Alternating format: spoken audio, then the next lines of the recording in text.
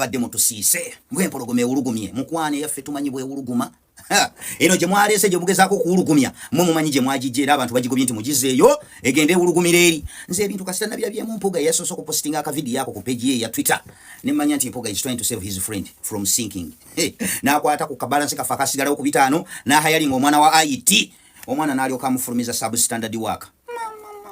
Kati nkuleetedde ezimu ku speech ez'emabegako nga kabaka wa Buganda ayogera eri Obuganda. Njagala weetegereze wano kabaka ayogera mu pululo oba mu sinjula.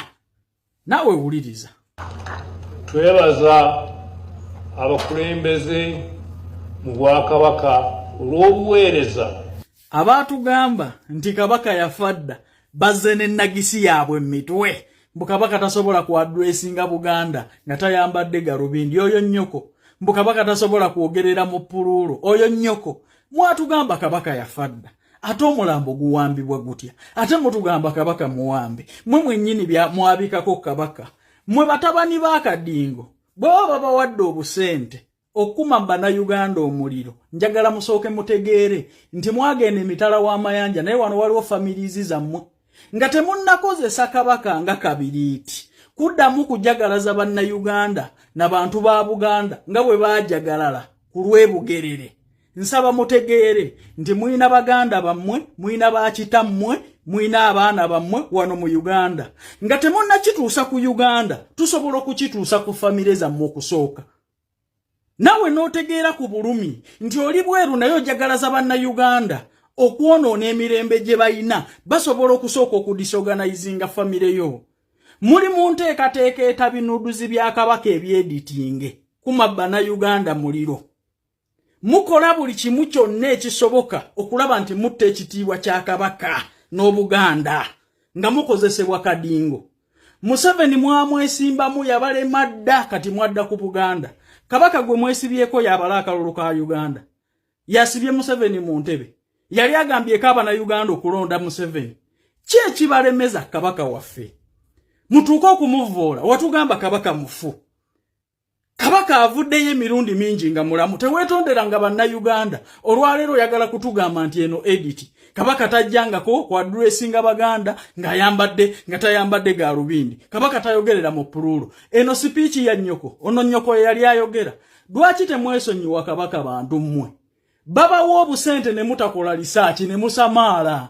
Olwokuba mwina Bannayuganda batabufu bw'emitwe ababagoberera n'ababakkiririzaamu ne kitege engalabi. Kwata mu katono gwayagala okugenda ebweru emirimu gigi ne gitambulirawo.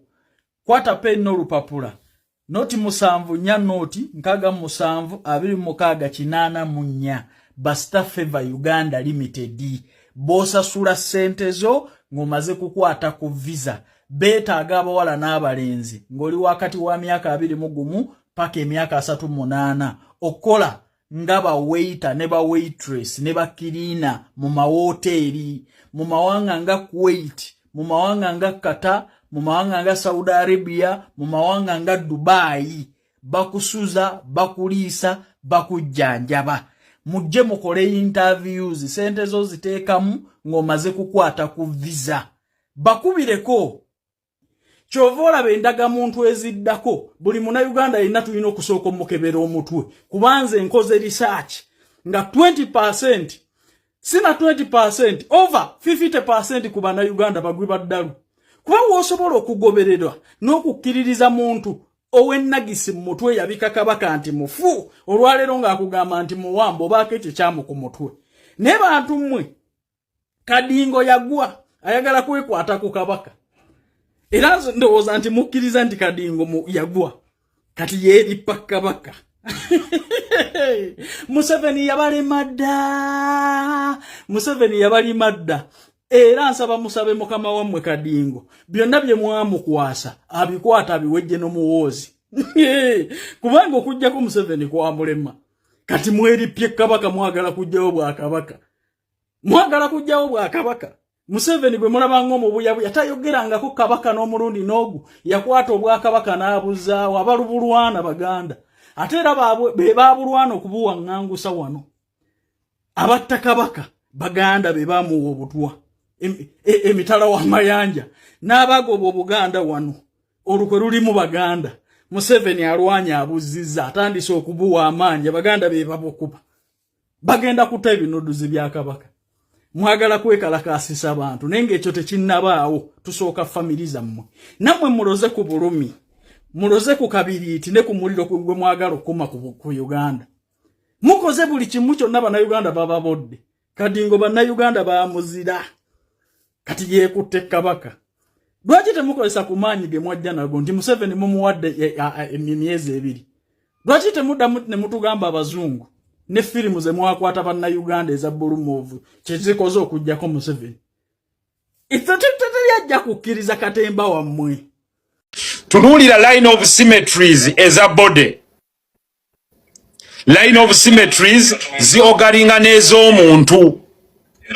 bwe mba njogera wano ondaba ndi expressive ndi bwenti that is what we call the natural way. Number 3, flipping of papers by using deep fake. Tosobola ku flipping sa muntu knuckles ne zitambula in an unsymmetrical way. Kakati waliwo ne software gwokozesa to prove whether something is a deep fake or not. Naye wali already bagiyita deepware.ai orunninga mu video eyo negamba whether it's fake or original. Anyone who has been a student of artificial intelligence bogiteekamu ga this is an original video. The light shades bobo okozeseza video mu deep fake you cannot produce the light shades. This is natural light. You cannot produce it. An edited video ebera ne shadows cast ne edges. Therefore, this is a very valid video. Tuina je Twitter body swings. At the end kabaka bwaba ayogera.